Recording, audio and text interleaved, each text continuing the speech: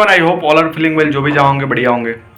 और इस वीडियो में हम लोग इलेक्टोरल बॉन्ड के बारे में जानेंगे। क्या है कि अभी आपको बहुत सारा ट्रेंडिंग कंट्रोवर्सी चल रहा है बीजेपी के ऊपर, बाकी सारी जो पॉलिटिकल पार्टियां हैं। तो इस वीडियो में हम लोग देखेंगे आखिर इलेक्टोरल बॉन्ड होता क्या है। आइए देखें। Hello everyone, I hope all are feeling well, जो भी जाओगे बढ़िया होंगे। और इस वीडियो में हम लोग इलेक्टोरल बॉन्ड के बारे में देखेंगे। जैसे आपको मालूम है कि अभी इंडिया में इलेक्टोरल बॉन्ड पे काफ़ी ज़्यादा कंट्रोवर्सी चल रही है। बहुत सारे यूट्यूबर इस पे वीडियो भी बनाए हैं, जिसके कारण भी बहुत सारी कंट्रोवर्सी को देखा जाता है। और इसमें हम लोग देखें कि आखिर इलेक्टोरल बॉन्ड होता क्या है। तो आइए देखते हैं। इलेक्टोरल बॉन्ड या चुनावी बॉन्ड 2017 में शुरुआत से लेकर 15 फरवरी 2024 को सुप्रीम कोर्ट द्वारा असंवैधानिक घोषित किए जाने तक भारत में राजनीतिक दलों के लिए फंडिंग का एक तरीका था। इनकी समाप्ति के बाद मुख्य न्यायाधीश की अध्यक्षता वाली 5 न्यायाधीशों की पीठ ने भारतीय स्टेट बैंक को दानकर्ताओं और प्राप्तकर्ताओं की पहचान और अन्य विवरण भारत के चुनाव आयोग को सौंपने का निर्देश दिया, जिसे चुनाव आयोग ने अपनी वेबसाइट पर प्रकाशित किया। यह योजना तत्कालीन वित्त मंत्री अरुण जेटली द्वारा केंद्रीय बजट 2017 और 18 के दौरान वित्त विधेयक 2017 में पेश की गई थी।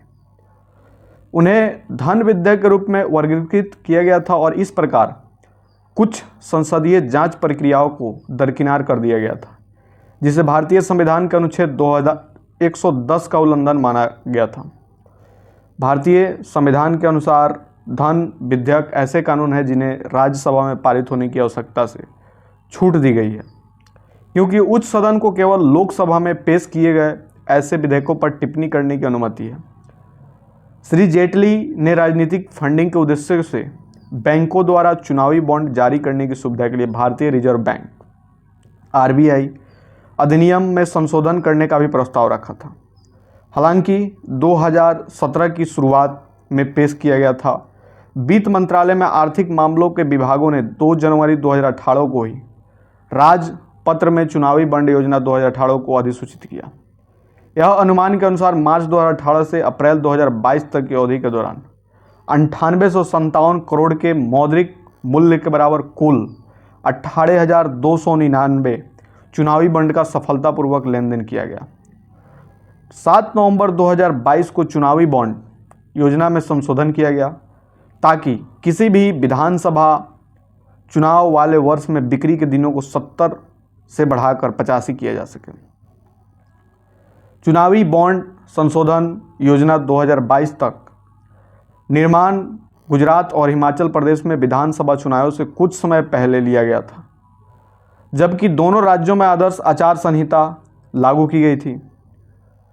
2019 के आम चुनावों से पहले कांग्रेस ने घोषणा की कि अगर पार्टी में सत्ता आती है तो चुनावी बॉन्ड को खत्म करने का इरादा रखती है। भारतीय कम्युनिस्ट पार्टी मार्क्सवादी ने भी इस योजना का विरोध किया और यह चुनावी बॉन्ड के माध्यम से दान से इनकार करने वाली एकमात्र राष्ट्रीय पार्टी थी। 15 फरवरी 2024 को मुख्य न्यायाधीश DY चंद्रचूड़ की अध्यक्षता में भारत के सर्वोच्च न्यायालय की 5 न्यायाधीशों की पीठ ने सर्वसम्मति से चुनावी बॉन्ड योजना को रद्द कर दिया था। साथ ही जन प्रतिनिधित्व अधिनियम, कंपनी अधिनियम और आयकर अधिनियम में संशोधन को असंवैधानिक करार दिया गया। उन्होंने इसे RTI सूचना का अधिकार और संविधान के अनुच्छेद 19(1)(a) के तहत राजनीतिक फंडिंग के बारे में सूचना के मतदाताओं के अधिकार का उल्लंघन पाया। उन्होंने यह भी बताया कि इसमें निगमों और राजनेताओं के बीच क्विड प्रो को व्यवस्था को बढ़ावा मिलेगा। भारतीय स्टेट बैंक को 6 मार्च तक भारत के चुनाव आयोग ने दानदाताओं और प्राप्तकर्ताओं का विवरण सौंपने के लिए कहा गया था और इस आई ने इसे 13 मार्च तक ऑनलाइन प्रकाशित करने के लिए कहा था। हालांकि SBI 6 मार्च तक विवरण प्रस्तुत करने में विफल रहा। अदालत ने इस अनुरोध को ठुकरा दिया, जिसके बाद विवरण इस आई को सौंप दिया गया और इनकी वेबसाइट पर प्रकाशित किया गया। अब अगर बात करें इनकी विशेषताएं की, तो इलेक्टोरल बॉन्ड एक प्रकार का उपकरण है जो प्राइमरी नोट और ब्याज मुक्त बैंकिंग टूल की तरह काम करता है।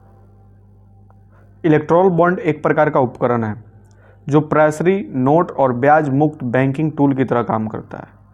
भारत में पंजीकृत कोई भी भारतीय नागरिक या संगठन RBI द्वारा निर्धारित KYC मानदंडों को पूरा करने के बाद इन बॉन्डों को खरीद सकता है। इसे दानकर्ता द्वारा भारतीय स्टेट बैंक SBI की विशेष शाखाओं में से 1000, 10,000, 1 लाख, 10 लाख और 1 करोड़ जैसे विभिन्न मूल्य वर्ग में चेक या डिजिटल भुगतान के माध्यम से खरीदा जा सकता है।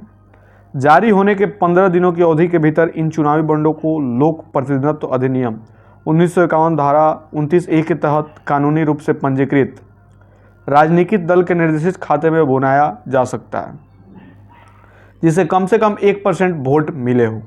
पिछला चुनाव लोकसभा के आम चुनाव में वर्ष 30 दिनों की अतिरिक्त समय सीमा के साथ जनवरी, अप्रैल, जुलाई, अक्टूबर के महीनों में 10 दिनों के लिए बॉन्ड की स्टीच खरीद के लिए उपलब्ध होगी। चुनावी बॉन्ड में गुमनामी की सुविधा होती है, क्योंकि इसमें दाता और जिस राजनीतिक दल को इसे जारी किया जाता है इसकी कोई पहचान नहीं होती है। 15 दिन की समय सीमा पूरी नहीं होने की स्थिति में ना तो दाता और ना ही प्राप्तकर्ता राजनीतिक दल को जारी चुनाव बॉन्डों के लिए रिफंड मिलता है, बल्कि चुनावी बॉन्ड का फंड मूल प्रधानमंत्री राहत कोष में भेजा जाता है। इलेक्टोरल बॉन्ड से रिलेटेड इन्फॉर्मेशन आपको कैसे लगी कमेंट करके बताएंगे। जल्दी मिलते हैं आपसे नेक्स्ट वीडियो में, तब तक के लिए बाय बाय।